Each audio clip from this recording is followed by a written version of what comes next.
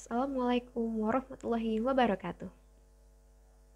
Kami akan membahas mengenai konsep pembelajaran di era revolusi industri 4.0 untuk memenuhi tugas mata kuliah dasar-dasar pendidikan dan pembelajaran yang diampu oleh Bapak Agus Kamaludin MPD.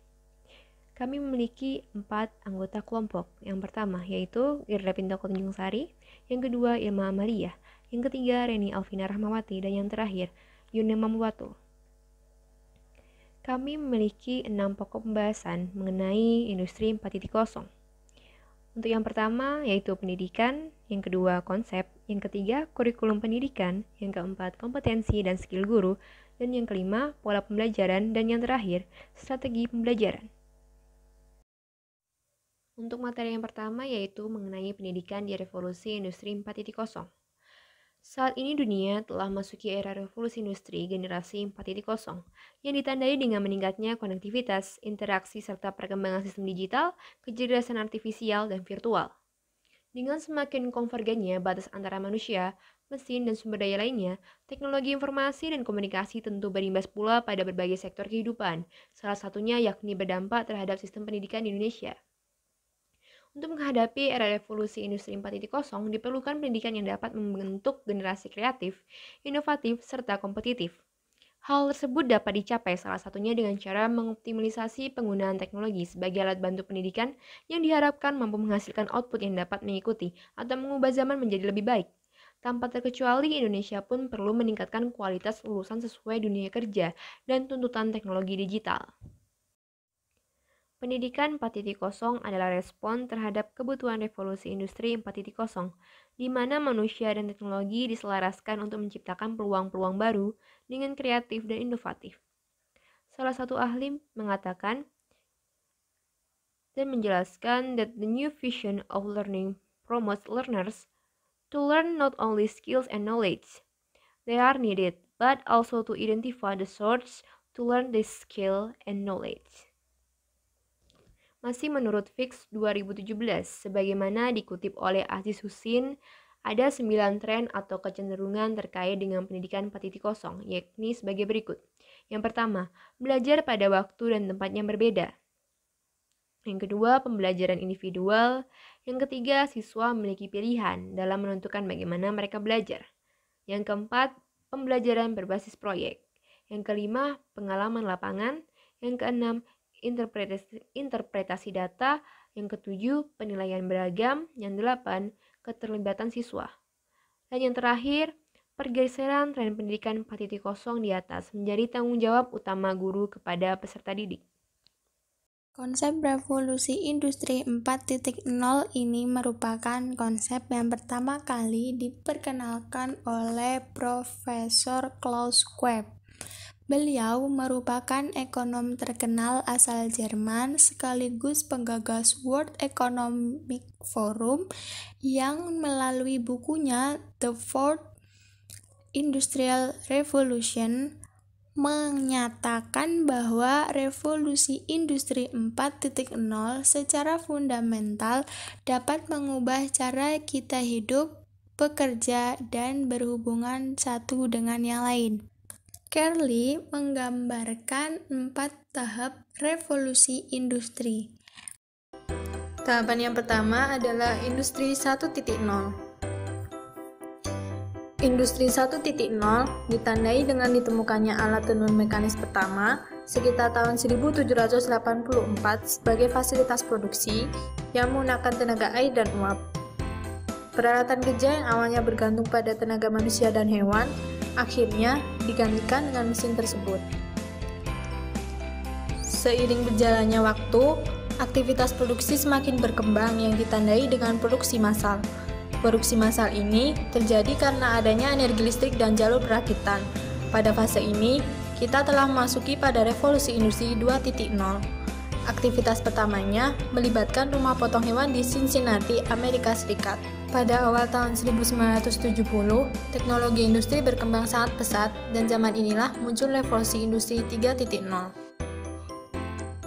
Industri 3.0 merupakan hasil dari adanya energi listrik dari industri 2.0 yang kemudian penggunanya meluas pada alat-alat elektronik dan teknologi informasi yang bertujuan untuk otomatisasi produksi.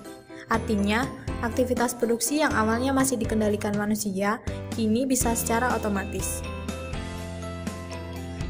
Revolusi industri masih terus berlangsung, dan saat ini kita telah memasuki zaman revolusi industri 4.0.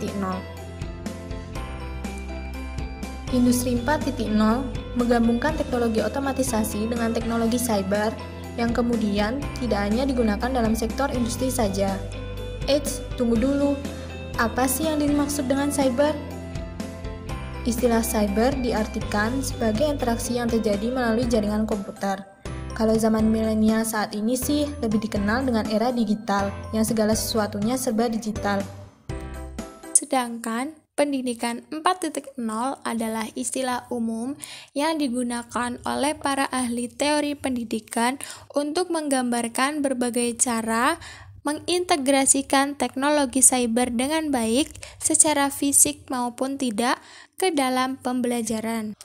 Dan Will mengatakan bahwa akan banyak perubahan di masa depan dan memperkirakan bagaimana kecenderungan kelas akan terlihat dalam 5-7 tahun ke depan, yakni perubahan besar dalam tata ruang kelas, virtual dan augmented reality, tugas yang fleksibel, pembelajaran daring terbuka dan terpadu, dan opsi pembelajaran online lainnya. Dalam pidatonya, Muhadjir Effendi pada kegiatan Herdiknas pada tanggal 2 Mei 2018 di Universitas Negeri Yogyakarta menyampaikan bahwa hadirnya revolusi industri 4.0 membuat dunia kini mengalami perubahan yang semakin cepat dan kompetitif, yakni diharapkan peserta didik memiliki kemampuan berpikir kritis, memiliki kreativitas, dan memiliki kemampuan yang inovatif, kemampuan dan keterampilan berkomunikasi, kemampuan bekerja sama dan berkolaborasi, dan diharapkan juga peserta didik memiliki kepercayaan diri. Kutsalani dalam laman Rumah Belajar Kementerian Pendidikan dan Kebudayaan sebagaimana dikutip oleh Dinar Wahyuni menyebutkan 5 kompetensi yang harus dipersiapkan guru memasuki era revolusi industri 4.0, yaitu education competence, yang kedua competence for technological commercialization, kemudian competence in globalization, yang keempat competence in future strategies, dan yang kelima closer competition. Sementara itu, menurut Latif, mengemukakan bahwa setidaknya ada 4 kompetensi yang harus dimiliki oleh guru pada era revolusi industri 4.0 ini, yakni guru harus mampu melakukan penilaian secara komprehensif, dan yang kedua, guru harus memiliki kompetensi karakter, akhlak, dan literasi. Yang ketiga, guru harus mampu menyajikan modul sesuai passion siswa, dan yang keempat, guru harus melakukan authentic learning yang inovatif. Kemudian, blended learning merupakan solusi pembelajaran di era revolusi 4.0 sekarang ini. Menurut para ahli, blended learning merupakan kombinasi antara pembelajaran berbasis online dengan pembelajaran melalui tatap muka di kelas, yang merupakan perpaduan antara pembelajaran fisik di kelas dengan lingkungan virtual. Kemudian selanjutnya ada kompetensi dan skill guru di era revolusi industri 4.0. Peran guru secara utuh sebagai pendidik, pengajar, pembimbing, orang tua di sekolah tidak akan bisa digantikan sepenuhnya dengan kecanggihan teknologi. Guru harus terus meningkatkan kualitas diri agar bisa menjadi guru yang mampu menghasilkan sumber daya manusia yang lebih berkualitas. Sikap atau skill lainnya yang perlu dimiliki guru dalam menghadapi era revolusi industri 4.0 antara lain 1. bersahabat dengan teknologi. Setiap orang tidak akan mampu melawan kemajuan teknologi. Karena itu, agar tidak tergilas olehnya, guru wajib memiliki kemauan untuk belajar terus-menerus. Yang kedua, kerjasama atau kolaborasi. Guru harus memiliki kemauan yang kuat untuk berkolaborasi dan belajar dengan atau dari yang lain. Yang ketiga, ada kreatif dan mengambil resiko. Kreatif dan mengambil resiko guru perlu memodelkan kreativitas ini dan berupaya lebih cerdas bagaimana kreativitas ini diintegrasikan ke dalam tugas-tugas kesehariannya. Yang keempat, memiliki selera humor yang baik. Ini akan mengurangi stres dan rasa frustasi, sekaligus memberikan kesempatan kepada orang lain untuk melihat kehidupan dari sisi lain. Yang kelima, ada mengajar secara utuh atau holistik. Akhir-akhir ini, gaya belajar dan pembelajaran yang bersifat individu semakin meningkat. Karena itu, guru zaman sekarang harus mengenali siswa atau peserta didiknya secara individu, termasuk keluarganya dan cara mereka belajar, serta kendala-kendala yang dialaminya. Selanjutnya yaitu ada Open Learning Platform atau platform pembelajaran terbuka. Mengutip laporan World Economic Forum tahun 2015, terdapat 16 keterampilan yang dibutuhkan siswa untuk abad 21, yaitu kemampuan literasi, kemampuan numerasi, kemampuan literasi saintifik, kemampuan literasi finansial, kemampuan literasi ICT, kemampuan literasi cultural and civic, kemudian ada critical thinking atau problem solving, dan ada creativity, ada communication, ada collaboration, ada curiosity, ada initiative, ada persistence, ada adaptability, ada leadership, serta social and cultural awareness. Kemampuan atau keterampilan tersebut hanya dapat diwujudkan melalui pembelajaran yang tidak lagi hanya mengandalkan pembelajaran tatap muka, melainkan kombinasi pembelajaran daring atau e-learning dan tatap muka atau face-to-face atau dikenal dengan istilah blended learning. Hal ini mengindikasikan bahwa pembelajaran berbasis teknologi atau e-learning tidak lagi sekedar wacana atau sebatas visi, melainkan sudah harus menjadi aksi nyata pada semua jenjang pendidikan, mulai dari pendidikan dasar hingga perguruan tinggi.